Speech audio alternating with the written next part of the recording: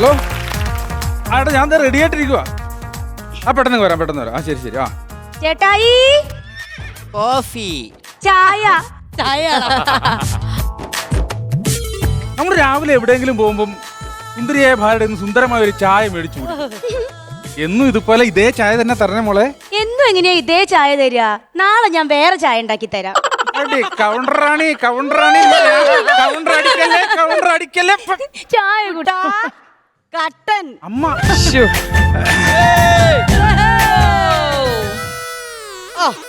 അല്ലെങ്കിൽ അവന് എന്നും എന്റെ കട്ടൻ കുടിച്ചാലേ തൃപ്തിയാവുള്ളൂ. ഇപ്പൊ അവള് വന്നതിന് ശേഷം അവളെ പാൽ ചായ ഇറങ്ങുള്ളൂ. പെൺകോന്തായി. അല്ല ഞാൻ രണ്ടുപേരുടെയും ചായ കുടിക്കൂല്ലോ ഞാൻ. അമ്മ പറയണത് ഞാൻ കേൾക്കും, ഇവളെ പറയണത് ഞാൻ കേൾക്കും. ചേട്ടാ അതൊന്നും കേക്കണ്ട. ചായ കുടി. കട്ടൻ കുടി. ചായ കുടി. കട്ടൻ കുടി. ചായ കുടി. കട്ടൻ കുടി. ചായ കുടി. കട്ടൻ കുടി. കൊട്ടം കളിക്കാതറാ.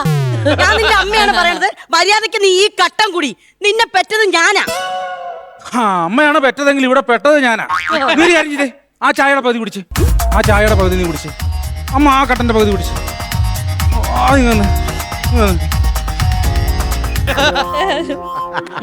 ഓക്കെ ഇല്ലേ?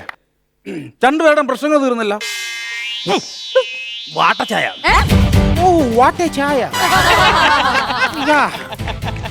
രണ്ടുപേരുടെ പ്രശ്നങ്ങൾ തീർന്നില്ല. അമ്മേ സത്യത്തിൽ എന്താ അമ്മയുടെ പ്രശ്നം? കണ്ടോ അവൻ പറയണത് കേട്ട? സത്യത്തിൽ എന്താ അമ്മയെ പ്രശ്നം? അപ്പൊ അത് പറയണായിട്ട് ഞാനാണ് ഇവിടുത്തെ പ്രശ്നക്കാരി, അവളല്ലെന്ന്. അയ്യോ അമ്മ, ഞാൻ അത് ഉദ്ദേശിച്ച് പറഞ്ഞതല്ല. കണ്ടോ കടല് കണ്ടിട്ടെത്ര നാളായി. ഏലോ ഏലോ ഏലേലോ. ആകെ 4 സെന്റ് ഉണ്ട്. അതിൽ നിങ്ങൾ എവിടെ ഏലം നടാൻ പോണു? നിങ്ങൾ ഏലും വേണ്ട, നിങ്ങളുടെ കുരുമുളകും വേണ്ട. അപ്പൊ ഞാനാണല്ലേ പ്രശ്നം? അല്ലല്ല, നിങ്ങൾ രണ്ടുപേരും അല്ല പ്രശ്നം, ഞാനാണ് ഇവിടുത്തെ പ്രശ്നം. വേണ്ട, നീ ഒരു പ്രശ്നവും ഏറ്റെടുക്കണ്ട. ഈ അമ്മ എന്നടാ നിന്റെ ഇവിടുത്തെ ഏറ്റവും വലിയ പ്രശ്നം. ഈ അമ്മ ഈ കുടുംബത്തിൽ നിന്ന് പോയാൽ നിന്റെ എല്ലാ പ്രശ്നവും തീരും. ഞാൻ വല്ല വൃദ്ധസദനത്തിൽ പോയി കിടന്നോളാം. അമ്മയെ വൃദ്ധസദനത്തിൽ വിടല്ലേ? പറഞ്ഞ കേട്ടമ്മ, അമ്മ വൃദ്ധസദനത്തിൽ വിട്ടിട്ടും അമ്മയ്ക്ക് അവളോട് സ്നേഹമുണ്ടമ്മേ, അറിയാമോ?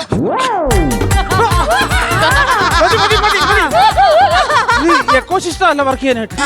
അതുകൊണ്ടൊന്നല്ല, അമ്മയെ വൃദ്ധസദനത്തിൽ വിട്ടാലേ അവിടെ ഉള്ളവരെ തമ്മി തെറ്റിച്ച് 4 വഴിക്കാക്കി ആ വൃദ്ധസദനം ഒരു അനാഥ മന്ദിരാക്കും. അങ്ങനെ ഞാൻ സമ്മതിക്കത്തില്ല. നിങ്ങളെ ഇവിടെ കിടന്നാ മതി. മരം കൂടെ നിന്റെ വാക്കാത്തന്തയുടെ പഴം കുത്തി കേട്ടു. അവൾ പറയണത് കേട്ടാടാ. അവൾ എന്റെ പ്രായത്തിന് അവൾ അത് മനസ്സിലാക്കാത്ത നിന്നേക്കാൾ എത്ര വയസ്സിന് മൂത്ത തടിയാ? ഒറ്റ കാരണം കൊണ്ട് ഈ തള്ള ഞാൻ വെറുതെ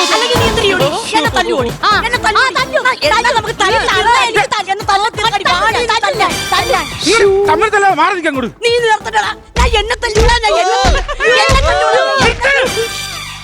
മരടിലെ ഫ്ലാറ്റ് എല്ലാം ഇടിച്ച് താത്തിക്കളെ. എന്തെങ്കിലും പറ്റിക്കഴിഞ്ഞാൽ ഞാൻ മരുന്ന് മേടിച്ചു തന്നെ. അപ്പോഴും അവന് ഞാൻ അടിച്ച് ചാവൂന്നല്ല, അവൻ എനിക്ക് മരുന്ന് വാങ്ങിച്ചു തരുന്ന കണക്കാണ് പറയണ. ഇത്രയും കാലം നീ എനിക്ക് മരുന്ന് വാങ്ങിച്ചു തന്ന കണക്കല്ലടാ നീ. എന്നെ ധിക്കരിക്കരുത്. നീ നരകത്തിൽ പോകും. നീ നരകത്തിൽ. അല്ലെങ്കിൽ ഞാൻ സ്വർഗത്തിലല്ലേ ഇവിടെ അതെ, നിങ്ങളുടെ മോനൊക്കെ ആയിരിക്കും. എന്റെ ഭർത്താവിനെ പ്രാവിയാലുണ്ടല്ലോ, എന്റെ ഭർത്താവിനെ പ്രാവി കഴിഞ്ഞാൽ ഞാൻ നിങ്ങളെ ശപിക്കുന്നല്ലോ. പിന്നെ അവളെ ഭർത്താവ് എടി ശൂന്യക്കാരി, എടി മറ്റേ കൂടാത്രക്കാരി, കൈവശം കൊടുത്തിട്ടല്ലേടി എന്റെ ചെറുക്കനെ നീ മയക്കിയെടുത്തത്. നിങ്ങളിത് വല്ലതും കേൾക്കുന്നുണ്ടോ?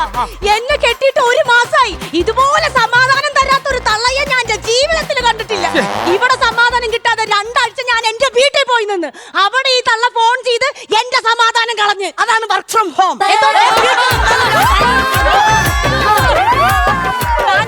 ഞാൻ എന്തിനാ ചേട്ടാ ഇവിടെ നിൽക്കുന്നത്? നിങ്ങളെ എത്രയും പെട്ടെന്ന് നിങ്ങളുടെ അനിയനെ കൊണ്ടൊരു പെണ്ണ് കെട്ടിക്കണം. അയ്യോ, അവൻ വല്ല വൃത്തിയോടും കാണിച്ചു നിന്നോട്? അവൻ എന്റെ ചെറിയൊരു ഊള സ്വഭാവം ഉണ്ട്, അവൻ ഉള്ളു സ്വഭാവം ഉണ്ട്.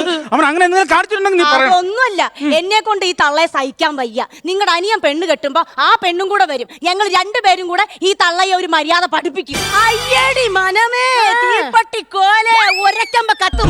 എടി നിനക്കൊക്കെ 2 പെണ്ണുങ്ങൾക്കും കൂടി എന്റെ പെരേ വന്നിരുന്ന് എന്നെ ഭരിക്കാനല്ലേ? അത് ഞാൻ സമ്മതിച്ചേരൂലടി. എന്റെ കൊക്കിന് ജീവൻ ഉണ്ടെങ്കിൽ എന്റെ ഇളയ ചെറുക്കനെ ഞാൻ കെട്ടിക്കൂല. അവ ഇവിടെ കിടന്ന് മുതുക്കടിച്ച് മുട്ടടിച്ചാ പോലും ഞാൻ അവളെ കെട്ടിക്കൂലടി. നീ നോക്കിയിരുന്നപ്പോൾ എന്തൊരു തള്ളയാണോ തള്ള? ഇതുപോലൊരു തള്ള ഞാൻ എന്റെ ജീവിതത്തിൽ കണ്ടിട്ടില്ല. സ്വന്തം മോനെ കെട്ടിക്കാതെ വിടുന്ന ഈ തള്ള എന്തൊരു തള്ളയാ? എന്തിനാ ചേട്ടാ, എന്തിനാ ഞാൻ ജീവിച്ചിരിക്കണേ? ജീവിച്ചിരിക്കണൊക്കെയാണേ. എന്തിനാ ജീവിച്ചിരിക്കണേ? നീ ഞാൻ ചിരിക്കുമ്പോ ഏതോ ജീവിച്ചിരിക്കണ പോലെ എനിക്ക് തോന്നുന്നു. അതാ ഞാൻ പെട്ടെന്ന് പറഞ്ഞു. ഞാൻ ജീവിയാലേ അങ്ങനെയല്ല, ഞാൻ ജീവിയാണ്. നീ എന്റെ ജീവനല്ലേടി.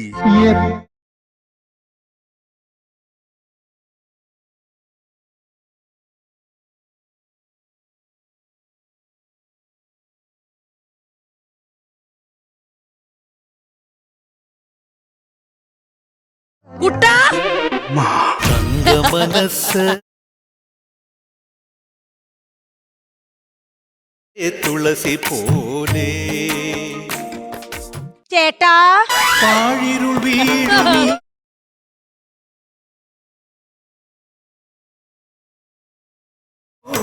എടാ കുട്ടാ അമ്മ മഴ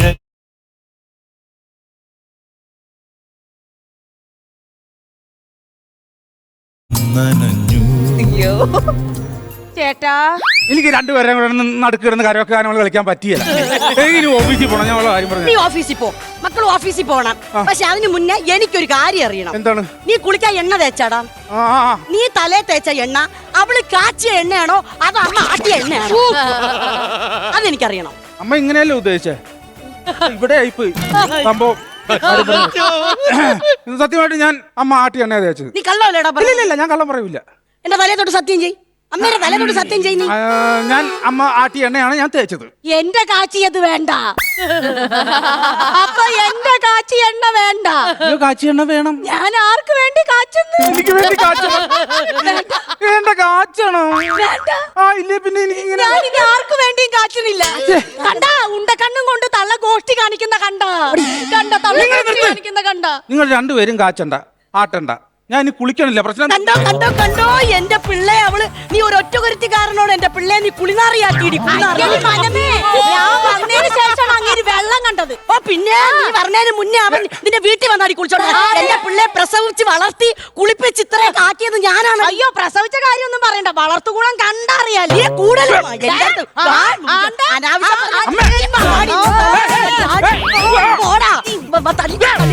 തല്ലി തീർക്കാടി. നീ വാടി.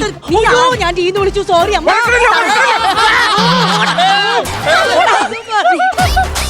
നീ വാടി. തല്ലി തീർക്കാടി. തള്ള ഞാൻ അവിടെ മാറി നിക്കണോ?